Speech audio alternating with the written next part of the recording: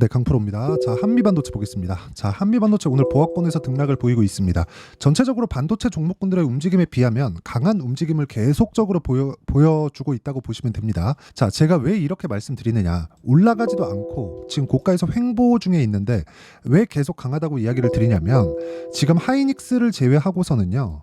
반도체 중형주급 있죠. 사실상 이제 한미반도체가 시가총액이 막 13조씩 이렇게 되는데 지금 한미반도체를 가지고 뭐 반도체 중형주 뭐 이렇게 보긴 그렇죠. 근데 반도체 사이즈가 너무 크다 보니까 한미반도체도 사실상 중형주로 보는 게 맞습니다. 삼성전자 같은 건 시가총액이 460조 그리고 하이닉스 같은 경우 130조 이 정도 수준이기 때문에 이런 부분을 감안한다면 한미반도체는 중형주로 보는 게 맞겠죠. 자, 그런데 이 중형주들의 움직임이 조금 안 좋은 상황이 지난주부터 나오고 있습니다. 물론 4월달 이후에 대부분의 이 반도체 중형주급 종목들이 빠져 있는 그런 상황도 있지만 그런 상황을 감안하더라도 그렇죠. 한미반도체 같은 경우에는 상당히 강한 움직임을 보이고 있다고 볼 수가 있겠죠. 무엇보다 한미반도체가 다른 이 그 반도체 중형주들에 비하면 사실상 계속해서 강한 움직임을 보여왔기 때문에 그런 부분을 감안하더라도 한미반도체는 지금 강한 움직임을 보이고 앞으로도 강할 수 있는 환경이 갖춰져 있다고 보시면 됩니다. 자, 제가 계속해서 말씀드려요. 주식시장은요. 미래 가치를 반영해서 가격이 먼저 올라갑니다. 그러면 가격이 올라가는 과정에서 우리가 뭘 해야 돼요? 실적이 전환되는지를 지속적으로 확인을 해야 되는데 여기서 함정이 있어요. 실적이 좋은 종목을 사는 게 아니라 앞으로 좋아질 종목을 사는 겁니다. 이런 상황을 지속적으로 만들었을 때 우리는 꾸준하게 강세를 보일 수 있는 종목군들을 매매할 수가 있는 겁니다. 그리고 무엇보다 주식시장은 이렇게 그쵸 앞으로 좋아질 만한 내용을 선반영시킵니다. 그 선반영은 뭘로 시키겠습니까? 가격으로 시키는 거예요. 자, 그러면 지금 한미반도체가 강한 움직임을 보이고 있다는 건 실적이 결과적으로는 앞으로 좋아진다는 건데 앞으로 좋아진다는 내용을 증명하는 부분이 어디서 나올까요? 하이닉스에서 나오는 거예요. 그렇죠? 지금 한미반도체가 강한 이유는 HBM 때문이잖아요. 그렇죠? 근데 HBM 때문인데 HBM을 지금 거의 대부분의 물량을 어디서 담당하죠? 하이닉스에서 담당합니다. 삼성전자는 조금 뒤처졌어요. 그런데 이것조차도 나쁘게 볼 필요가 없는 게 삼성전자에서 뒤처지네. 삼성전자 주가 지금도 빠지네. 이래서 나쁘게 볼 게 아니에요. 예를 들어서 이런 겁니다. 삼성전자. 자, 내용 보세요. 삼성전자 오늘도 1.6% 빠집니다. 그리고 여기 4월 8일 날 86,000원의 고가를 형성한 이후에 뭐가 나왔습니까? 고가가 낮아지고 있는 모습이 나오고 있고 지금은 62평을 기준해서 지지력 테스트를 한 번 더 들어가긴 할 겁니다. 자, 그런데 우리가 여기서 이걸 봐야 된다는 거예요. 삼성전자가 만약에 가격이 오른다고 해서 우리가 좋은 거를 볼 수 있을까? 삼성전자가 올라가잖아요. 그럼 시장은 가격 부담이 생깁니다. 그리고 환율 바로 빠지죠. 환율 바로 빠지면 뭐가 생기죠? 달러가 내려간다는 겁니다. 그렇죠? 이런 부분을 감안하면 삼성전자가 오른다고 해서 좋을 만한 건 없어요. 그래서 지금과 같은 구조가 제일 좋은 겁니다. 자, 보세요. SK 하이닉스 같은 경우는 어떻습니까? 4월 달에 형성돼 있었던 고가를 아직까지도 회복을 못하고 있는데 반도체 종목군들 그 중에 대형주군에서 가장 강한 움직임을 보이고 있습니다. 이런 건 왜 그럴까요? 실적에 대한 이 증명이 되었기 때문에 그렇습니다. 자, 하이닉스 같은 경우에 계속해서 분기 평균 2조 원 정도의 적자를 보고 있다가 어떻게 됐어요? 1분기에 드디어 흑자 전환에 성공을 했습니다. 두 가지 이유 때문에 그래요. 삼성전자에서 D램과 낸드에 대한 가격을 올려줬기 때문에 감산 때문이죠. 그렇죠? 그리고 HBM을 거의 독점 형태로 가지고 가기 때문에 하이닉스의 점유율은 낮아질 겁니다. 하지만 HBM의 시장 규모는 더 커질 거예요. 한 2년에서 3년, 길면 5년 정도 뒤 요 정도 가면 HBM을 사용한 개인용 PC가 나오기 시작할 겁니다. 항상 그래왔어요. 처음에는 서버단, 그렇죠? 지금 부르는 건 데이터 센터죠. 여기서 사용하는 기업용으로 사용하던 부분이 양산이 되고 대량 생산에 성공을 하게 됐을 때 뭐가 됩니까? 개인용 이 사용 가능하도록 나옵니다. 가격이 낮아지기 때문에. 그렇죠? 이런 부분을 감안하면 시장 규모는 커진다. 그런데 그 시장 규모가 커지는 과정에서 하이닉스는 이제 분기, 그렇죠? 첫 분기의 실적 전환을 성공을 했습니다. 그러면 주가가 많이 올라왔고 주가가 올라간 것에 대해서 뭐가 나왔다는 거예요? 실적에 대한 전환점이 나온 겁니다. 근데 이제 한 번 확인을 한 거예요. 자, 그러면 이 내용을 가지고 한미반도체 실적을 보면 어떻습니까? 제가 계속해서 말씀드리는 게 이것 때문이에요. 한미반도체가 실적이 앞으로 좋아져야 되는 거지 지금 좋으면 안 된다는 겁니다. 자 보세요. 1분기 실적 어때요? 287억. 그쵸? 이거 그냥 계산하기 쉽게 300억 잡고 곱하기 4 하면 1년치 나오죠. 그쵸? 1년치 나오는데 이 구간에서 그러면 1200억 딱 찍히는 거잖아요. 이거 2200억 이거 못 찍는 게 훨씬 더 좋습니다. 근데 이거 못 찍으려면 하이닉스에 대한 실적도 완만하게 상승한다는 거예요. 그랬을 때 주가는 더 많이 올라갈 수 있는 겁니다. HBM의 성장은 100% 확실한데 실적에 대한 증가폭은 늦어요. 그러면 어떻게 될까요? HBM이 효용성이 없는 게 될까요? 그게 아니라는 겁니다. HBM은 이제 확실하게 시장에서 고사양 제품으로 그리고 반드시 필수 사용 제품으로 자리매김을 했는데 그런 과정에서 실적이 늦게 뜬다? 그러면 기존에 있었던 D램에 대한 회복세가 더디게 나오거나 그쵸? 분야별로의 차이가 있는 건데 HBM의 시장은 지속적으로 커지고 있다는 그런 부분이 되기 때문에 지금 한미반도체를 포함해서 하이닉스 같은 경우에는 앞으로 더 좋아질 만한 내용을 가지고 있다는 게 되는 거잖아요. 그렇기 때문에 우리는 지금 실적이 좋아지는 과정에서 가격을 보고 매매를 꾸준하게 이어가는 그런 상황을 만들어야 되는 겁니다. 그리고 이 내용에 대한 부분을 제가 여기 소통방에서 계속해서 강조를 하면서 이야기를 드리고 있습니다. 예를 들어서 오늘 같은 경우에도 그래요. 시장감에서 삼성중공업, 일진전기, 대원전선 전부 다 장 시작 전에 제가 공유를 해드렸는데 이 내용을 보더라도 그쵸? 여기 보시면 정확하게 제가 어떤 관점에서 매매가 진행됐는지 제 실제 매매 타점이 다 나옵니다. 자 내용 보시면 VT예요.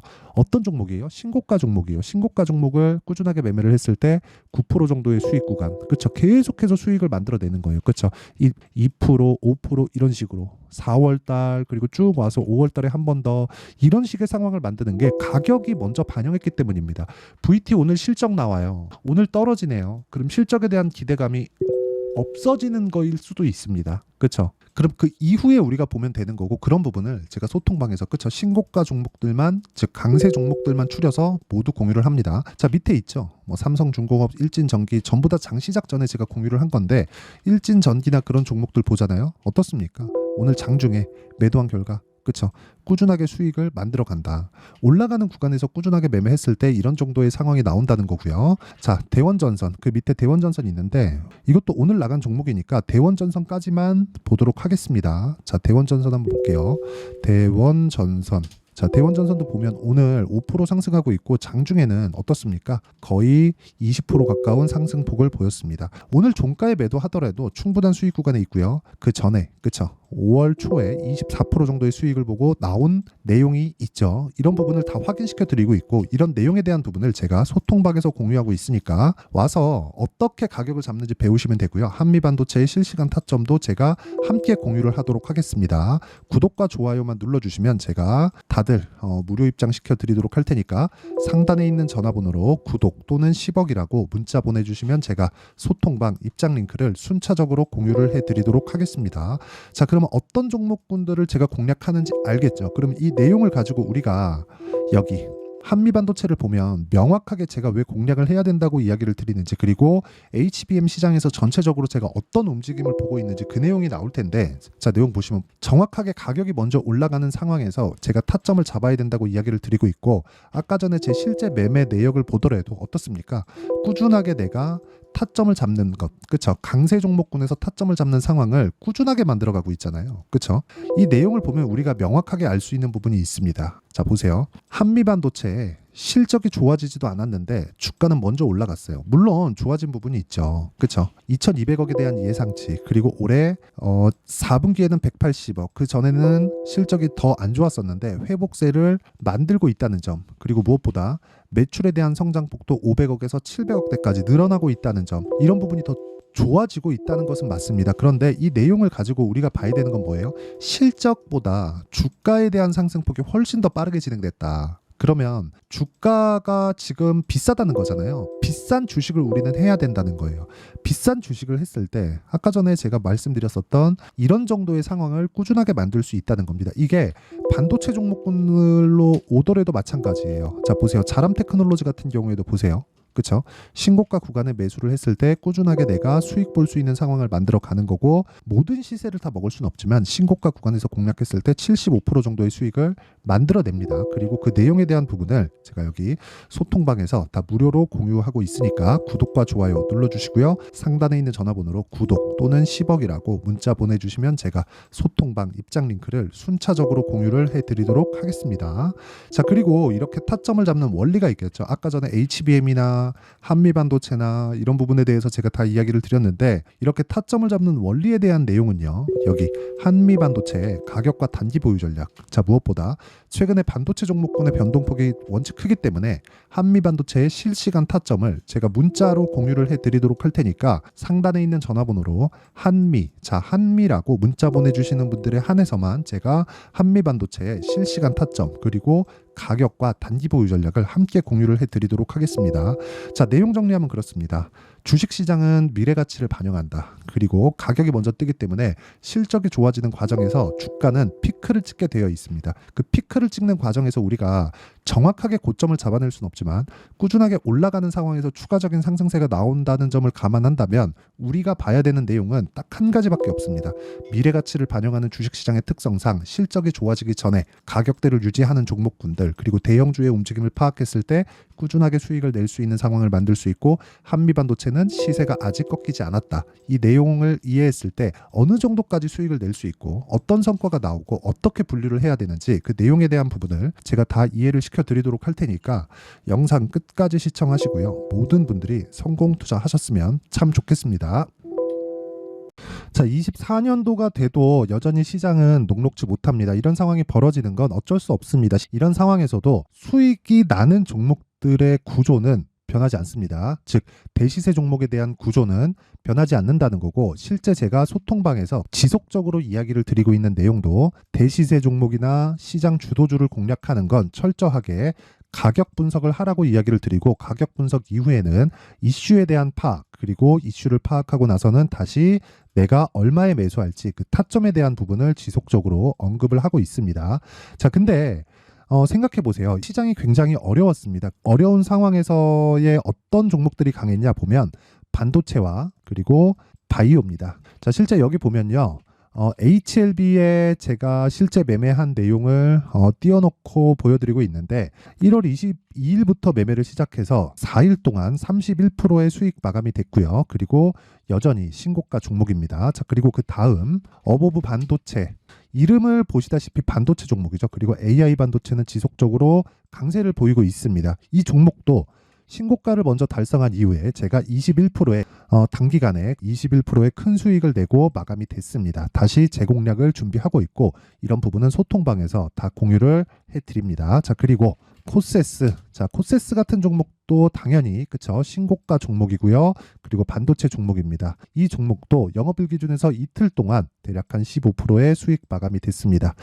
내용을 한번 보시면 어떻습니까? HLB를 포함해서 뭐 30%, 20%, 뭐 15% 이런 식의 수익이 지속적으로 발생하고 있는데, 이 세 종목 모두 다 신고가 종목이고 1월 달에 시장이 약세를 보이고 있는 구간에서도 강했었던 그런 종목입니다. 특징점이 하나 있는데, 그 이슈에 앞서서 가격이 먼저 반영했다는 거죠. 그렇게 제가 가격을 먼저 보고 이슈에 대해서 파악하는 이유는 결과적으로는 큰 시세를 먹기 위한 사전 준비 작업입니다. 실제로 큰 시세를 먹기 위해서 사전 준비 작업을 했을 때 여기 레인보우 로보틱스 127%, 그리고 ISC 98%, 그리고 한미반도체 97%의 큰 수익을 내는 상황을 만들 수 있습니다. 어떤 식으로 소통방에서 진행됐는지, 그쵸? 그 상황을 제가 이야기를 드린 건데, 이런 상황도요, 당연히 신고가를 공략했을 때 가능한 겁니다. 자, 그러면 이번에도 마찬가지입니다. 그쵸? 정부 주도의 코리아 디스카운트 해소 방안이 2월 달에 발표를 하고요. 그리고 2월 달에 발표된 내용을 토대로 주가가 움직이는 게 아니라 이미 움직인 내용이 있죠. 실제 이 내용은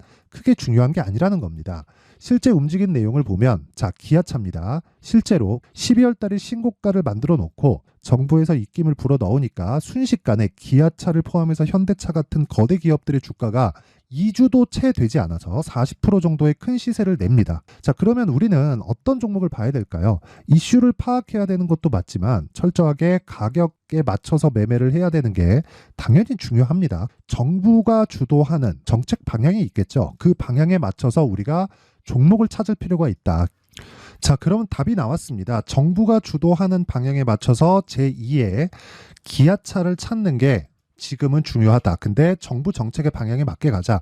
그랬을 때 앞서서 제가 보여드렸었던 내용인 여기 레인보우 로보틱스 127% 그리고 ISC 98% 그리고 한미반도체 97%와 같은 수익을 낼 수 있습니다. 물론 시간에 대한 부분은 최소 2주의 시간이 필요하고요. 그리고 최장 3개월 안에 끝내야 됩니다. 자, 기아차의 시세를 보셨던 것과 같이 2월 달에 정부 정책의 방향이 결정되고요. 바로 3월 달이면 시행입니다. 자, 그러면 우리는 거기에 맞춰서 당연히 종목을 찾아야 되고 제가 제2의 기아차를 찾아놨습니다. 제가 아까 전에 소통방에서 이야기를 드렸었던 내용 다 공개를 해드렸는데 그 내용처럼 종목만 받고 싶다 하시는 분들은요. 상단에 있는 제 전화번호로 대시세, 자, 대시세라고 문자를 보내주시면 정부 정책의 방향에 맞는 종목을 모든 분들에게 무료로 공개를 해드리도록 하겠습니다. 자, 제가 원하는 건 채널 성장이 목적입니다. 자, 그래서 구독과 좋아요 꼭 좀 부탁드리고요. 모든 분들이 정부 정책에 맞는 방향으로 매매를 이어가서 큰 수익 보셨으면 좋겠습니다.